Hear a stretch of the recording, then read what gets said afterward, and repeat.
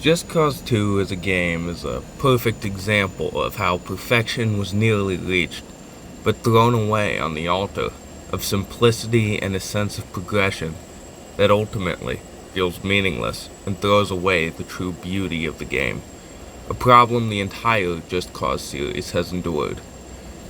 Just Cause 2 was once a testament to the great power held within Square Enix, a truly great and historic game studio doing what few others could have done, and it was so nearly perfect. I use this not for its greatness, but for its flaws that would be exemplified and exaggerated in the later games, while the true beauty of the series was left and abandoned. While it would be easy for me to use something like RDR2's linear story, or Mafia 1's open world that serves only as a glorified loading screen to pad time within the game, I do not. I use the best instead of the worst. Because I do not need to use the worst. My point applies with all games in this genre, a genre that has had its potential ripped out of it, and when we see more and more open world games, it only gets worse. Just Cause 2 at the time sporting the largest non-procedurally generated map ever to exist, all felt the same. A monotonous, simplistic map where every single piece had no true unique areas. The cities were marred in repetition. But that's not the main purpose of this. Today I intend to discuss how it failed to capture the potential that this genre of games only seems to be deriving itself further and further away from.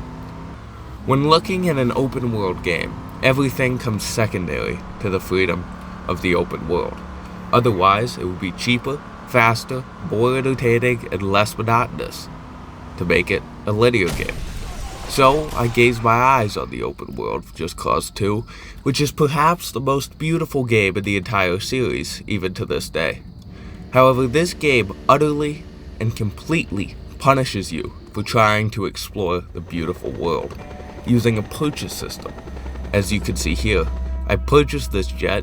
These two jets cost $30,000 and $100,000 respectively. Now, in many games, you would expect a jet. You purchase it, you can call it any time. Or this thrusters for the parachute, $50,000. I purchase it, I can call it any time. When a jet is destroyed or when you die, everything is gone. You have to purchase it again, driving you, perhaps intentionally, into the racing mechanics for $20,000 a race, as the missions pay between $2,500 and $7,500 for each race. This makes it feel more like a set of Quake episodes than it does an open world, taking freedom away not directly, but indirectly from the player, and guiding them into the story, whether they want to be guided or not. This may seem like a good idea, but the more and more you play the game, the worse it gets, only getting worse from the bizarre physics that this game has, where vehicles have a propensity to flip over, and everything is inconsistent. Some things are destructible, some things are not. Why is a gas station destructible, but a lamppost isn't? Why is a gas station destructible, but a building isn't? Why is a tree destructible, but only some trees at some speeds with some types of vehicles? Nothing in this game has a consistent way to make sense. So, nothing makes sense, and they seem not to try. Guns in this game suffer from the same problem, being that there are ways to buy guns, but not ammo. So $100,000 on a gun can go down the drain in 48 shots, forcing you to stick to the mainline weapons and not explore the complex variety of guns that so much effort was put towards. The whole system completely designed to funnel you into the racing and the missions, leaving it to a point where it seems like the game isn't an open world at all, but more just a collection of levels that you can explore at the time that you feel like, to a point, of course. The cities, while beautiful, many consider them the most beautiful in the whole series, suffer from heavy repetition, the buildings seeing the same ones over and over and over again. I genuinely don't believe there are more than 30 unique city buildings in the whole game, and this was not fixed in any of the sequels. Just Cause 3 only made this worse. Though a few others can be destroyed within these cities, there is no secondary destruction. And, well, it's meant to make the world feel more alive and to show what you can do. It really just shows what you can't.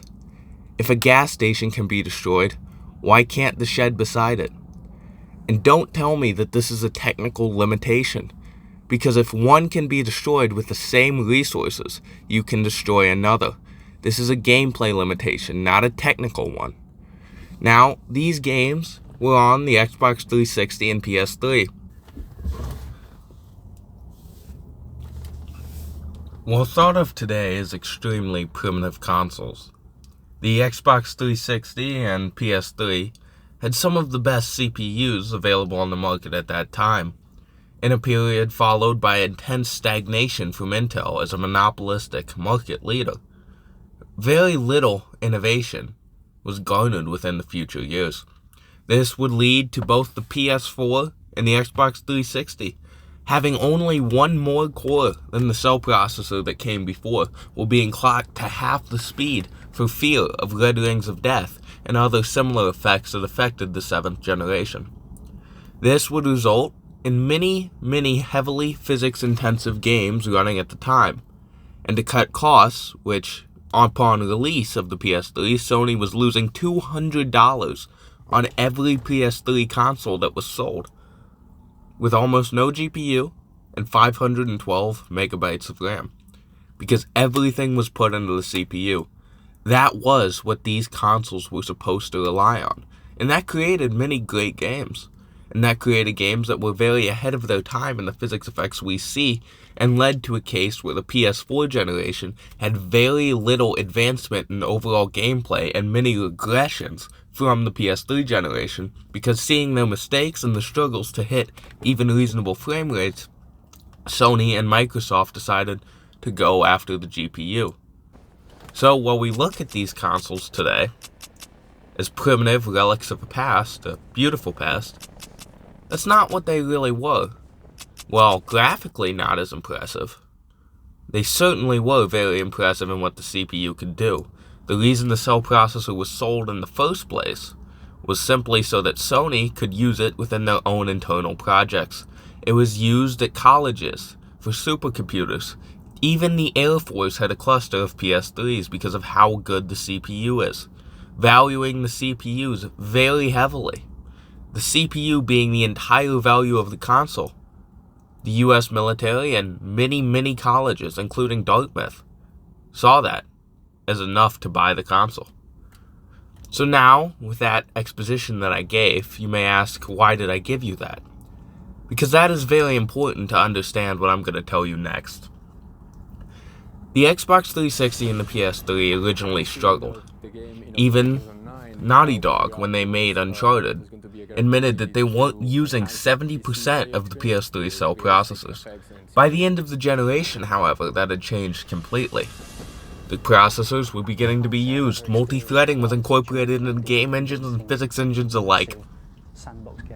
With what they had, you would think they could create a physics system that could run. You would think that. Just Cause is a showcase title for NVIDIA, at least it was. NVIDIA used to rely heavily on technologies like PhysX, Flex, and Waveworks before they went all in on dynamic lighting in static games. While today, they don't focus on this, this once was the technology NVIDIA championed, and they would use Just Cause to show off this technology, showing off Waveworks with Just Cause 3, and showing off PhysX with Just Cause 2. Having NVIDIA personally working on them at a time when the engine was becoming more and more multi-threaded later in the generation to be able to utilize the CPU to its full potential. Here I will show you. This running on a 22.5 megabyte per second HDD, slower than 360, while running on a CPU clocked at 4.2 gigahertz and currently using only 4 cores. These buildings are destroyed while maintaining far above 60 FPS. The graphics for this showcase aren't relevant because the bottleneck is the CPU, the thing which the PS3 and the Xbox 360 had above everything else. And you could see the potential. You could see the beauty we could have had. But that simply is not the case. That is not what we see today. This example is about as close as I could get to recreating the original 360 and PS3 without developing originally on there. But running in the development editor, you can see these buildings fall. They crumble down. And Just Cause 3 had many ways to make even the crumbled appear more dynamic and to save on the space that they needed if they needed to continue and use more without having it tax system resources. The debris pops heavily in Just Cause 2. Destructed objects are destroyed within under a minute frequently, and there is no secondary destruction within this game. So that leaves the question, why was this left out? Why was this sacrificed? Why was it sacrificed? And if it was, why did they not add it back in the second game? Well, the answer is they didn't care. They didn't have to. It was already dynamic compared to other things that were on the market at the time. So they had nothing to do but to keep it. And that was okay. At least for the time. So you ask, if this is what you have, and you can't destroy it, maybe there's something interesting inside it. But no. The buildings are empty. The cities are full of buildings that might as well be cubes. None of it is iterable, and of it, everything is repetitive. Without more than, probably in the entire game, including houses, under 100 unique models. This is a very simplistic game, and you would think the perks of a system where you can have every building be repetitive is that you have explorable interiors. Bethesda did this with Morrowind, with Oblivion, with Fallout. But you can't. It's empty. Because this is not an open world. This is a world selling you the illusion of openness. And that's what open worlds are. You can't interact with the buildings, you can't destroy anything, very little actually happens within the world, and the buildings are just walls, but with a fancy and pretty texture.